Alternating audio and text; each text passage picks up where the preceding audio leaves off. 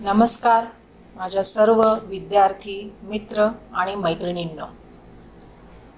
माझे नाव सौ सुनीता रामभाऊ बारघसे। आज आपण इयत्ता 10वी विषय मराठी पाठ 10वा आप्पांचे पत्र पाहणार आहोत। पाठ 10वा आप्पांचे पत्र, लेखक अरविंद जगताप। या लेखकांचा आपण प्रथम परिचय करून घेणार आहोत। लेखक अरविंद जगताप यांचा जन्म 20 सप्टेंबर 1977 रोजी झाला। अरविंद जगताप हे प्रसिद्ध कवी आहेत, गीतकार आहेत आणि त्याचबरोबर पटकथा लेखकही आहेत। त्याचप्रमाणे त्यांनी अनेक मालिकांसाठी आणि अनेक काही चित्रपटांसाठी कथा, पटकथा, संवाद लिहिलेले आहेत। त्यांनी कोण आहे रे तिकडे, ये रे ये रे पावसा हा सिनेमा तुम्ही पाहिला असेलच। ही कॉमेडी मूवी आहे। या टोपीखाली दडलंय काय, उबुंटू हा शाळकरी मुलांवर आधारित असलेला खूप छान असा सिनेमा आहे। झाला बोभाटा, तुही रे, सत नागत, पन्हाळा अशा अनेक चित्रपटांसाठी त्यांनी लेखन केलेलं आहे। त्यांचं हे जे लेखन आहे हे खूप लोकप्रिय असं झालेलं आहे। कला, साहित्य आणि दूरदर्शन या क्षेत्रांसाठी सुद्धा लेखक अरविंद जगताप यांचं लेखन प्रसिद्ध आहे। तसेच त्यांची हृदयस्पर्शी लेखन शैली सुद्धा प्रसिद्ध आहे। आता हृदयस्पर्शी लेखन शैली म्हणजे काय, तर की जे लेखन केलेलं आहे ते लेखन आपल्या मनाला भावतं। म्हणजे त्यांचं जे लेखन आहे ते वास्तवावर आधारित असतं, की त्याच्यातून काहीतरी आपल्याला संदेश दिलेला असतो। मग त्याच्यामधून जागरूकता केलेली असते। विविध सामाजिक व संवेदनशील विषयांवर लेखन करून जनतेमध्ये सुद्धा जागरूकता निर्माण करण्याचा प्रयत्न ते आपल्या लेखनाच्या माध्यमातून करत आहेत। त्यांचं जर लेखन तुम्ही पाहिलं तर ते लेखन सामाजिक आणि संवेदनशील या विषयांवर आहे। त्याच्यावर त्यांचं लेखन हे बऱ्याचदा झालेलं आहे। मराठी आणि हिंदी चित्रपट, त्याचप्रमाणे काही मालिका ज्या आहेत याच्यासाठी सुद्धा त्यांनी लेखन केलेलं आहे। मग त्यांचे कोणकोणते चित्रपट आहेत त्याची नावं आत्ताच आपण पाहिलेली आहेत। मराठीमधील चला हवा येऊ द्या ही अतिशय लोकप्रिय असलेली मालिका तुम्ही नक्कीच पाहत असाल। तर या मालिकेमध्ये जे पोस्टमन काका आहेत त्या पोस्टमन काकांच्या पत्रांच्या माध्यमामधून त्यांचं लेखन संपूर्ण महाराष्ट्रातील जनतेपर्यंत पोहोचलेलं आहे। तुम्हाला सर्वांनाच माहिती असेल की जी मराठी चॅनेलवर चला हवा येऊ द्या ही मालिका लागते, ती नक्कीच तुम्ही जरूर पाहत चला। यामध्ये जे पोस्टमन काका असतात आणि ते पत्र वाचून दाखवत असतात आणि ही जी वाचून दाखवलेली पत्र आहेत ती सामाजिक विषयांवर लिहिलेली असतात। संवेदनशील अशी ती पत्र असतात आणि त्याच्यातून काहीतरी संदेश देण्याचा प्रयत्न ते करत असतात। या पत्राचं लेखन अरविंद जगताप यांनी केलेलं असतं। त्यांचं पत्रास कारण की हे जे पुस्तक आहे हे पुस्तक नुकतंच प्रकाशित झालेलं आहे। विविध वृत्तपत्रे व नियतकालिके याच्यातूनही त्यांचं लेखन प्रसिद्ध झालेलं आहे। त्यांच्या सर्वोत्कृष्ट गीतांसाठी राज्य शासनाचा सन 2012चा पुरस्कार, त्याचप्रमाणे सह्याद्री सन्मान पुरस्कार व्ही शांताराम पुरस्कार इत्यादी पुरस्कारांनी सुद्धा त्यांना सन्मानित करण्यात आलेलं आहे. सर्वसामान्यांचं जीवन, त्यांची सुख दुःखे, त्यांच्या ज्या काही आशा आकांक्षा असतील, त्याचप्रमाणे आधुनिक काळामध्ये जो काही निर्माण झालेला माणसांमधील दुरावा जो आहे, हे सर्व त्यांच्या लेखनाच्या केंद्रस्थानी असतं. म्हणजे ह्या गोष्टींना धरून त्यांनी लेखन केलेलं असतं आणि त्यामुळंच त्यांचं जे लेखन आहे ते सर्व जनतेमध्ये लोकप्रिय झालेलं आहे. मग आता या पाठामध्ये काय सांगितलेलं आहे, तो थोडक्यात सारांश आपण पाहणार आहोत. पाठ परिचय ह्याच्यामध्ये आता भ्रमणध्वनी. भ्रमणध्वनी म्हणजे काय, तर तुमचा हा मोबाईल, यामध्ये SMS ह्याच्या रांगेमध्ये सुद्धा तुमचं आवडीचं अजून एक ॲप आलेलं आहे.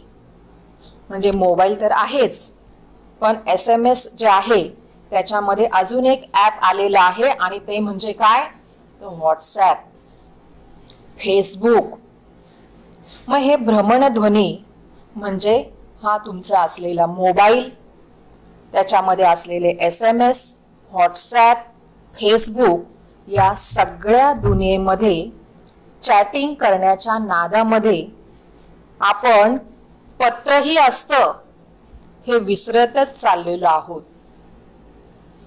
कारण जेव्हा मोबाईल नव्हते त्यावेळेला एकमेकांशी संवाद करण्याचं साधन म्हणजे पत्र हेच होतं. पत्र हा जो आहे हा एक जुना लेखन प्रकार आहे. त्याच्यापैकीच हे एक पत्र मी आज तुम्हाला दाखवण्यासाठी या ठिकाणी आणलेलं आहे. हे पोस्ट कार्ड आहे. अजून एक पत्राचा प्रकार आहे आंतरदेशीय पत्र, पण हे पोस्ट कार्ड मला जे उपलब्ध झालंय ते मी तुम्हाला या ठिकाणी दाखवण्यासाठी आणलेलं आहे. पण आता या मोबाईलच्या दुनियेमध्ये मात्र पत्रलेखन हा प्रकारच जवळजवळ आता नाहीसाच झालेला आहे.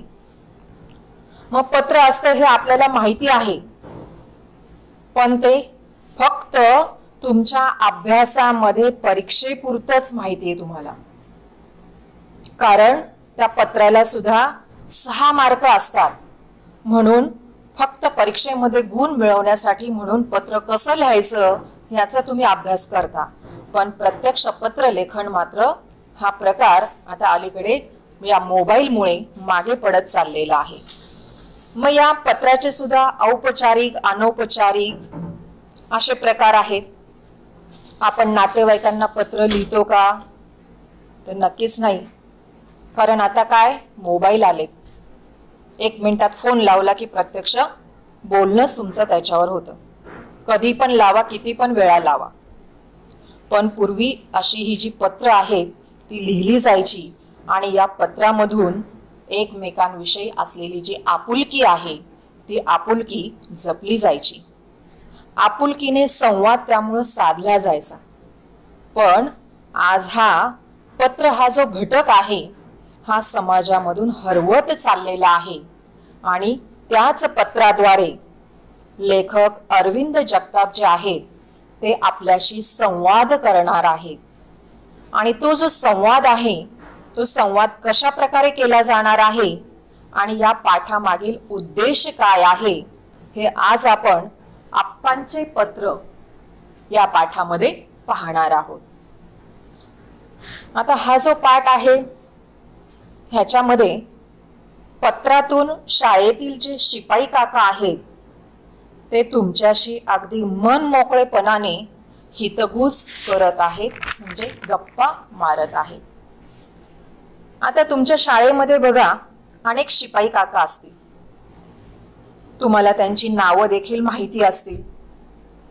आणि हेच शिपाई काका आपल्याला आज पत्रांच्या मार्फत या पाठामध्ये भेटणार आहेत. मग चला पाहूयात शिपाई काका आपल्याला या पत्रामधून काय सांगतायत. आता हे शिपाई काका म्हणजे आप्पा हे त्यांचं नाव आहे. आता या पाठामध्ये सुरुवातीलाच त्यांनी काय म्हटलेलं आहे?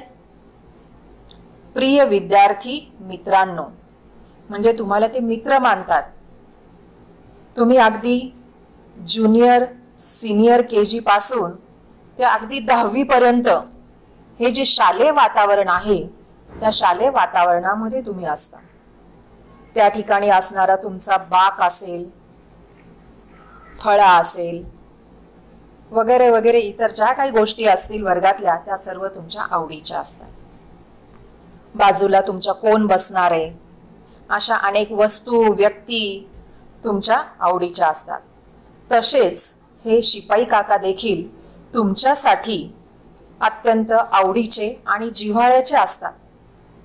शिपाई काका आणि तुमच्यामध्ये त्यामुळे एक प्रकारचं जिव्हाळ्याचं नातं निर्माण होत असतं.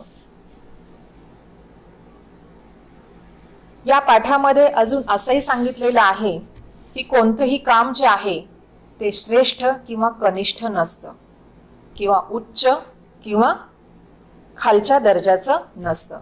जे काही काम मिळालेलं असेल ते आपण मनापासून केलं पाहिजे, आवडीने केलं पाहिजे.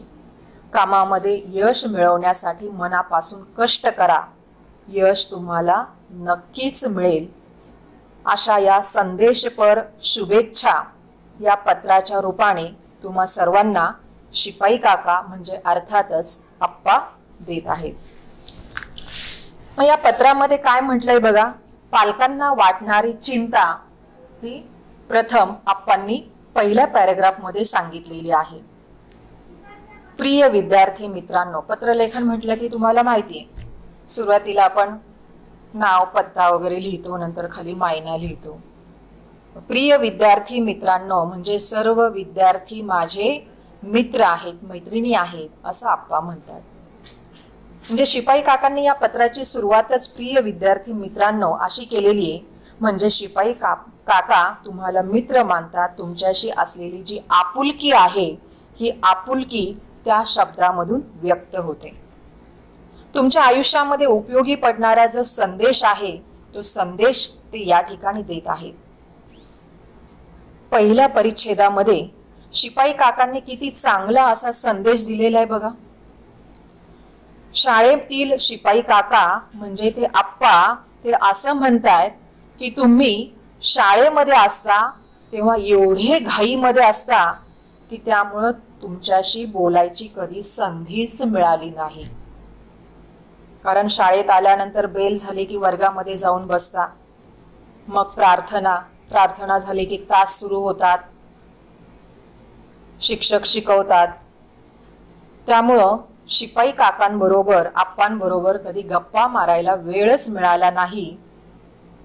मग मधली सुट्टी झाली की डबा खायचा, परत बेल झाली की वर्गात जाऊन बसायचं, शाळा सुटली की घरी जायची घाई असते. मैदानावर जरी खेळायला सोडलं तरी तुम्हाला खेळण्याची घाई असते. त्यामुळं आप्पा असं म्हणतायत की तुमच्याशी बोलायची मला कधी संधीच मिळाली नाही, म्हणून हे पत्र तुमच्यासाठी लिहित आहे. म्हणजे तुम्हा विद्यार्थ्यांसाठी हे पत्र आप्पांनी लिहिलेलं आहे.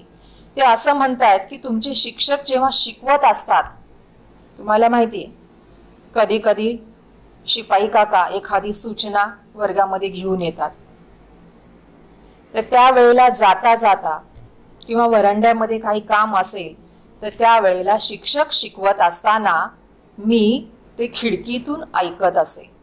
म्हणजे खिडकीच्या तिथे बाजूला उभा राहून शिक्षक काय शिकवतात ते ऐकत असत.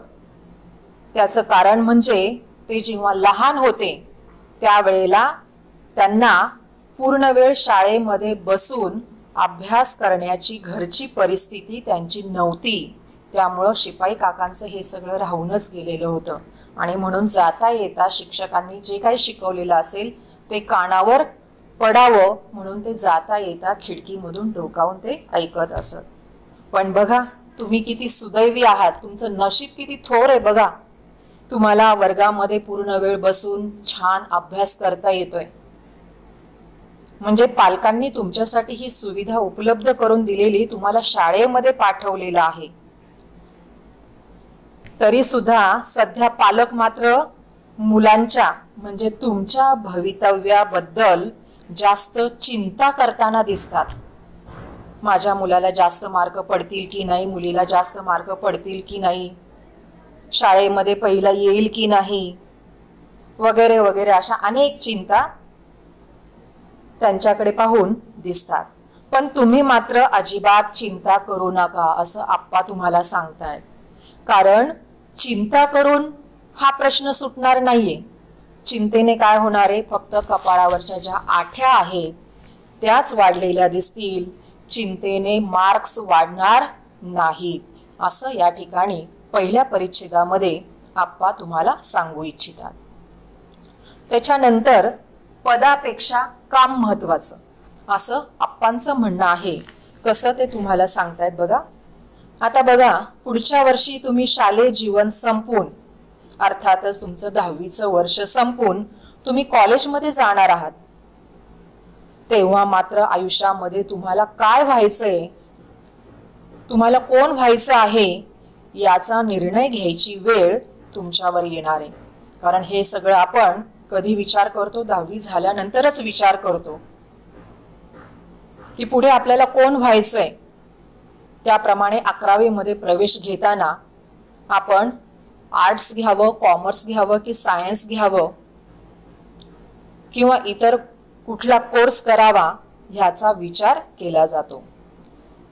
आता बघा, दरवर्षी आपल्या शाळेमध्ये शिक्षक दिन साजरा होतो आणि तो दिवस म्हणजे तुम्हाला सगळ्यांनाच माहिती आहे 5 सप्टेंबर म्हणजे डॉक्टर सर्वपल्ली राधाकृष्णन यांचा जन्मदिवस आपण शिक्षक दिन म्हणून साजरा करतो.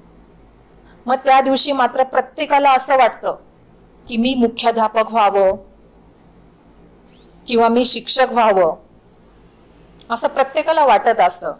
पण शिपाई होण्यास मात्र कोणी तयार नसतं आणि तयार झालेच तर अगदी फारच कमी मुलं त्या कामासाठी तयार असतात. म्हणजे फक्त उच्च पदावरील व्यक्ती महत्वाची असते आणि तिचंच काम महत्वाचं असतं असं मानणं चुकीचं आहे. कारण कोणी स्वतःचं काम किती निष्ठेने करतो, किती चांगलं करतो हे महत्वाचं आहे.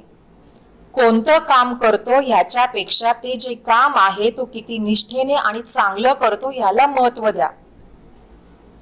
आता उदाहरण म्हणून त्यांनी तुम्हाला पटवून देण्यासाठी सांगितलेलं आहे की आपला मोबाईल आहे,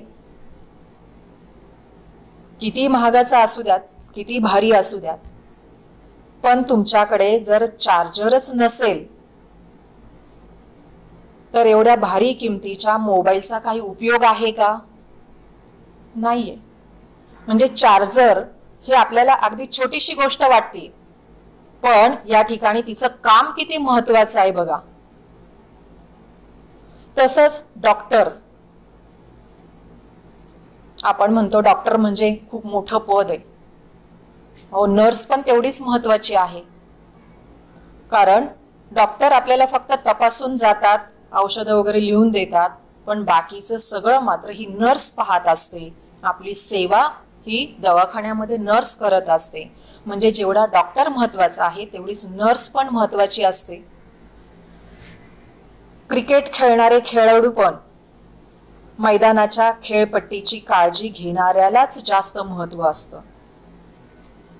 कारण क्रिकेट खेळण्याची जी खेळपट्टी आहे ती जर व्यवस्थित नसेल तर खेळाडू कितीही उत्तम खेळणारा जरी असेल तरी तो व्यवस्थित त्या ठिकाणी आपला सामना खेळू शकणार नाही.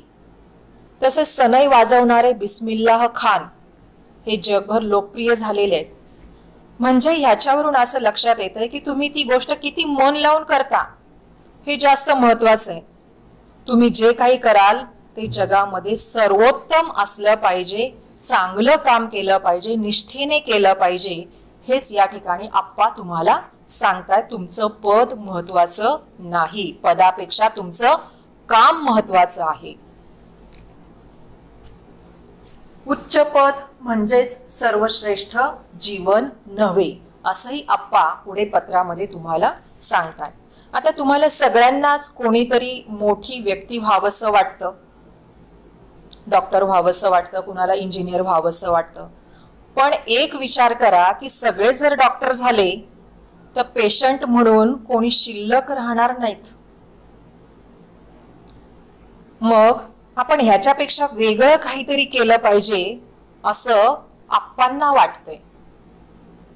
ही अपेक्षा तुमच्याकडनं आहे असं आप्पा या ठिकाणी सांगताय. आता बघा, तुम्ही फुलपाखरू पाहिलं असेल. फुलांवर बसणारं फुलपाखरू, इकडून तिकडे बागडणारं हे फुलपाखरू, रंगीबेरंगी पंख असणारं हे फुलपाखरू पाहिलं की कोणालाही आपलं मन प्रसन्नच वाटतं.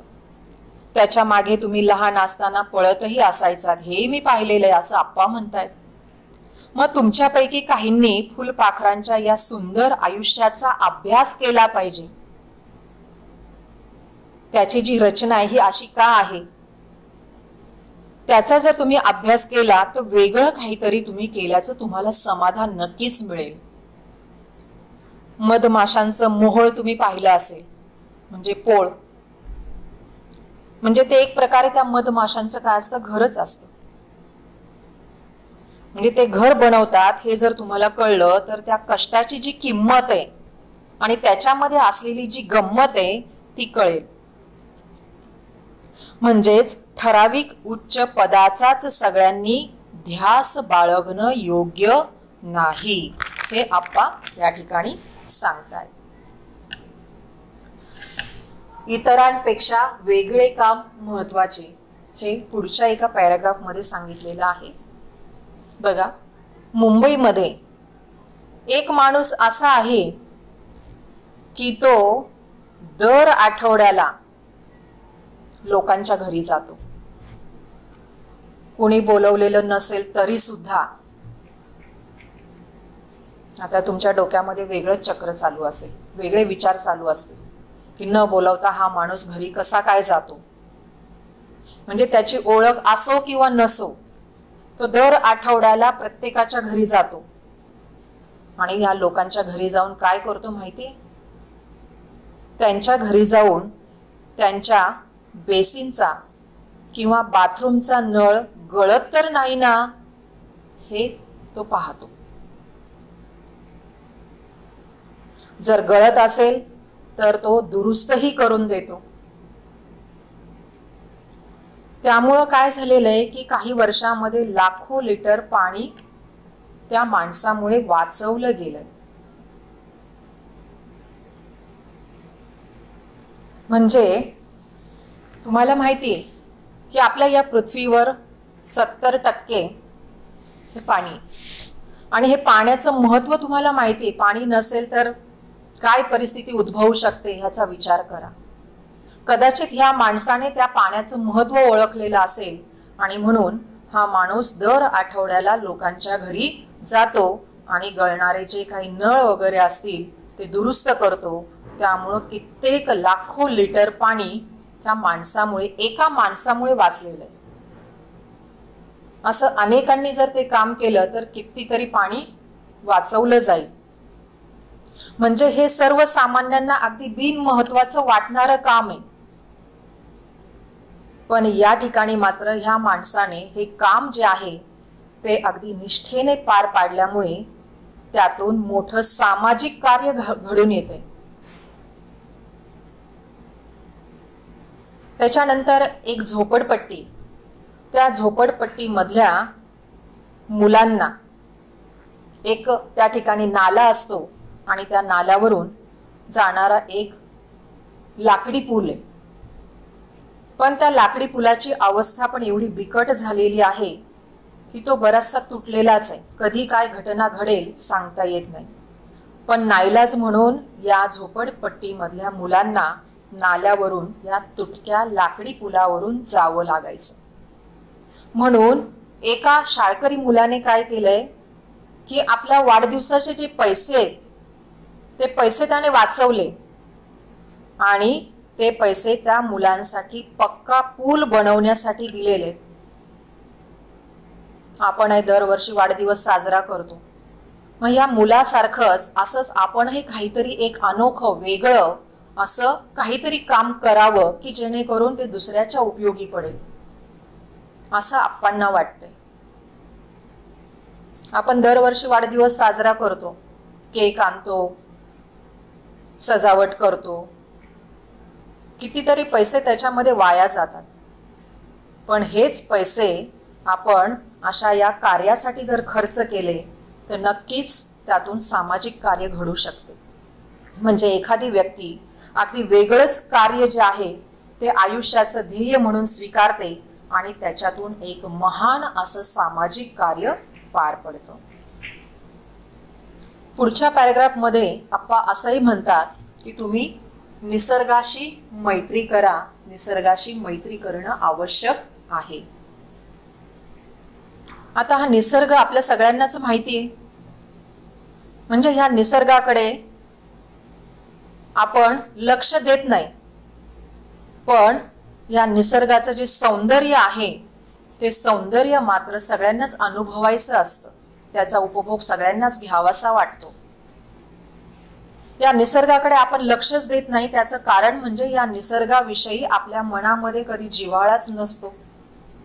म्हणूनच अनेकदा कोणालाही जर असं विचारलं, तुम्हा मुलांना जर विचारलं 10 झाडांची नावं तरी सांगा,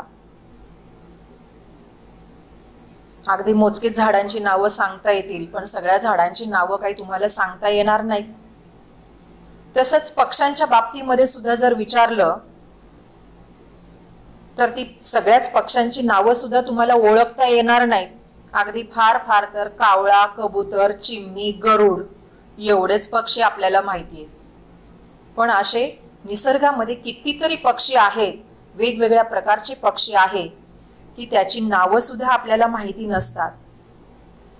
फुलांची सुद्धा अगदी मोजकीच नावं तुम्हाला माहिती असतात. म्हणजे हे जर सगळं माहिती करून घ्यायचं असेल तर आपल्याला ह्या निसर्गाच्या जवळ जायला पाहिजे. निसर्गाविषयी जिव्हाळा आपल्या मनामध्ये निर्माण व्हायला पाहिजे. म्हणजे ही जी झाडांची पानं आहेत, या झाडांच्या पानामध्ये झाड जगवण्याचं बळ असतं. आणि पुस्तकातलं जे पान आहे, शब्द सारखाच आहे पण अर्थ मात्र वेगवेगळा आहे. झाडाच्या पानामध्ये झाड जगवण्याचं बळ असतं आणि पुस्तकातल्या पानामध्ये डोक्याचं खाद्य असतं. म्हणजे ही दोन्हीही पानच आहेत, दोन्हीही महत्वाची आहेत. पण ह्याच्यामध्ये फरक एवढाच आहे की पुस्तकामुळे माणूस शिकून मोठा होतो. मग तो कितीही मोठा झाला तरी त्याची सावली मात्र कोणालाही उपयोगी येत नाही. माणूस शिकून कितीही मोठा होऊ देत, त्या माणसाची सावली उपयोगाला येत नाही. पण ह्याच्या उलट ही झाडं जी आहेत, ही झाडं जर मोठी झाली तर त्या झाडांची जी सावली आहे, ती झाडांची सावली मात्र कित्येक पिढ्यांना उपयोगी पडणारी अशी असते. झाडांचे कितीतरी उपयोग तुम्हाला माहिती आहेत. सावली हा एक उपयोग झाला. असे अनेक कितीतरी उपयोग आहेत.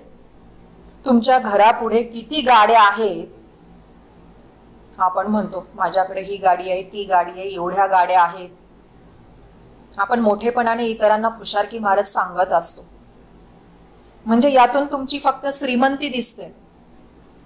पण तुमच्या घराभोवती मात्र किती झाडं आहेत याच्यातून मात्र काय दिसणार आहे तर तुमचा देश किती श्रीमंत आहे हे आपल्याला दाखवता येईल. म्हणजे आप्पांचं म्हणणं असं आहे, गाडी आवश्यक आहे पण त्याच्याही पेक्षा झाडं जी आहेत ती जास्त महत्वाची आहेत. त्याच्यासाठी झाडांचं वेड असणारी लाखो मुलं या ठिकाणी असणं गरजेचे आहे. मग त्याच्यासाठी काय करायला पाहिजे? निसर्गाशी मैत्री करा, असं आप्पा आपल्या पत्रामधून तुम्हाला सुचवत आहे. त्याच्यानंतर आप्पांचा पुढचा एक संदेश आहे की पैशापेक्षा उत्कृष्टता महत्वाची. आपल्याला नेहमी असं वाटतं की आपण खूप पैसा कमवावा आणि खूप पैसे कमवले, काम करून खूप पैसे कमवले की निसर्ग पाहण्यासाठी आपण काय करतो? दुसऱ्या देशामध्ये जातो.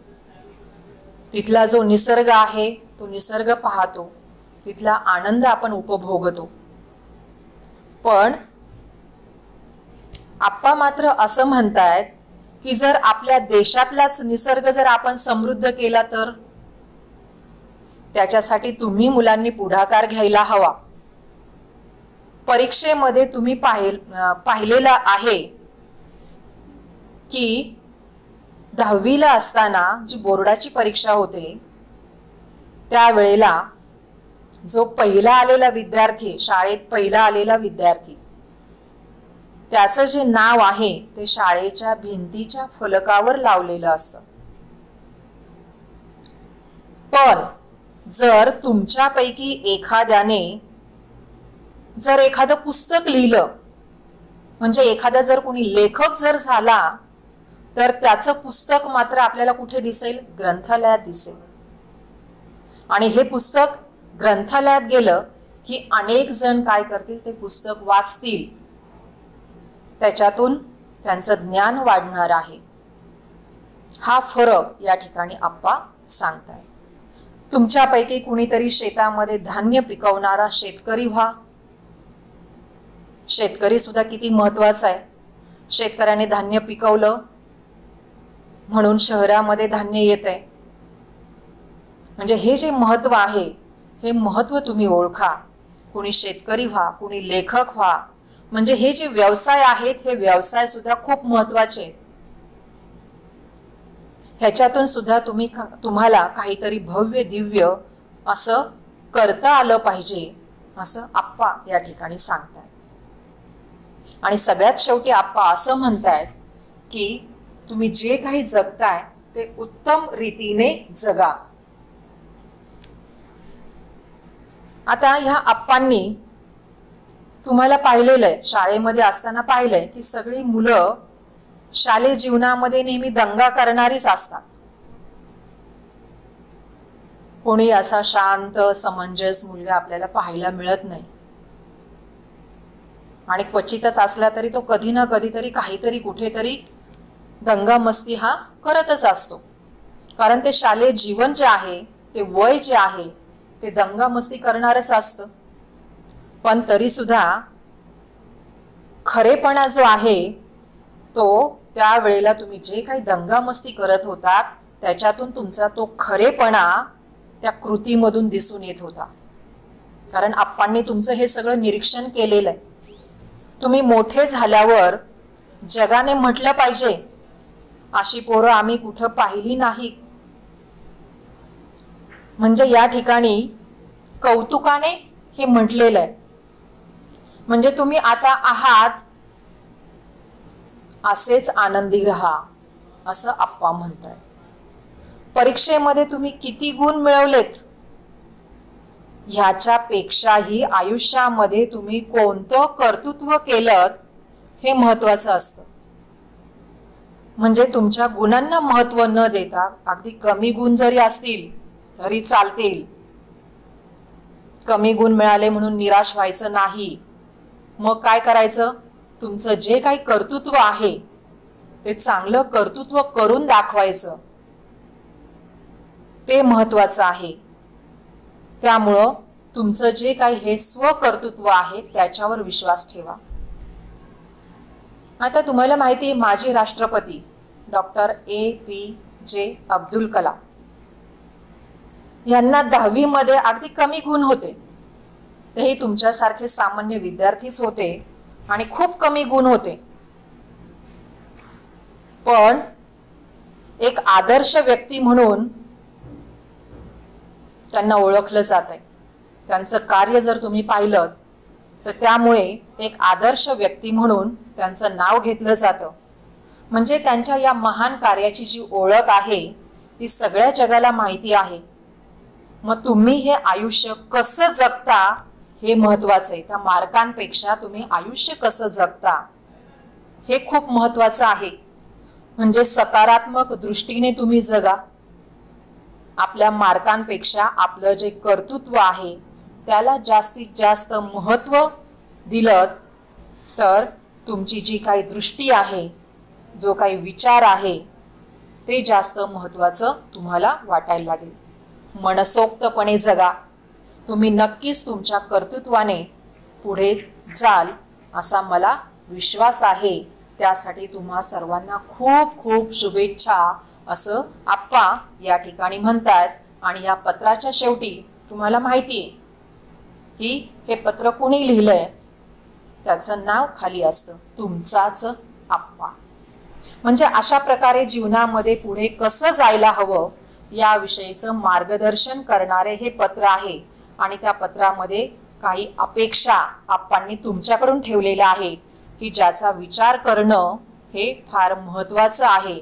आणि तुम्ही विद्यार्थी मित्र मैत्रिणींनो या आप्पांच्या पत्राचा नक्कीच तुम्ही विचार कराल अशी मला खात्री आहे.